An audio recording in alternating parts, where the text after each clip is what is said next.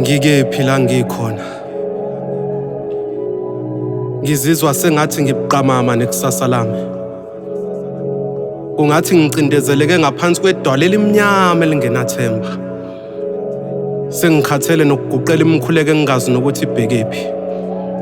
Ngixaka ukukhula kwalezi zinyembezi kufanele ngabe ziyancipha emehlweni ami. Ibukeka izonginqoba mina lempi yaleli butho lezinkinga. Njalo nginokuhlangana nami ngidukile ngiphinde ngihluleke nokuzikhombisa indlela efanele. Njalo uma nginabangani bami ngivele ngizizwe sengathi sihlanganiswe izinto ezisihlukanisa phakathi. Kulungile aziphume mhlawumbe ngizokufela embelekweni mangikhala. Ngathi bonke abazali bami sebebona icala ngokuletha mina emhlabeni. Ngathi kufa wonke amaphupha ami njalo mangiphuzile. Nginokukhamba ngize ngizifice ngidansa esixukwini esiphethe inkembelo lelwe mina. Ngiphinde ngizizwe ngathi ngiphethe ubulongo mangihambe ngisinda emlomeni wengwenya. Kazi ngizowathatha mina lamehlo okubona inkondlo yeciko ifingakaliboni kusasa layo. Pho ngifike kanjani mina kulesi sixuku esidlala ngesikhathi esizosikhalela? Njengoba sengimude nje phakathi kwaso ngibeka imbono ephambene nokulunga.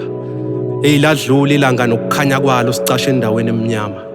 Sishoda ngamahawu okuvika ukuba isibonelo sabantu abayizehluleki. Ingqondo yami uhlupheka kanjani kodwa nenhlakanipho engaka. Sesilindele imlingo ngoba amandla aphelele ekulweni izimpi engenasidingo. Ngoba yaphela amandla okuvusa izindonga eziwayo. Saphuma emakhaya sithi siyozama impilo kanti kuyashisa phambili kunelangabi lomlilo.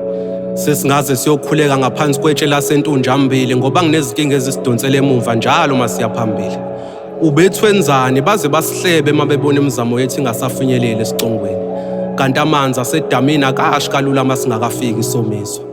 Vele mina ngisahlangatshezwa alisalude kabi lolu hambo ngicabanga ukuthi lifishane. NoThixo uyasibuka nje sakhe ikusasa lethu phezu kwezinyembezi zempumelelo eyashona kudala. Nempumelelo iyazibuza nje ukuthi siyifuna kanjani esikhundleni sokuyizilela. Thiwa babalekiswa indlala ababhali bezinkondlo njengoba sebemba igolide ngaphansi kwenhlabathi.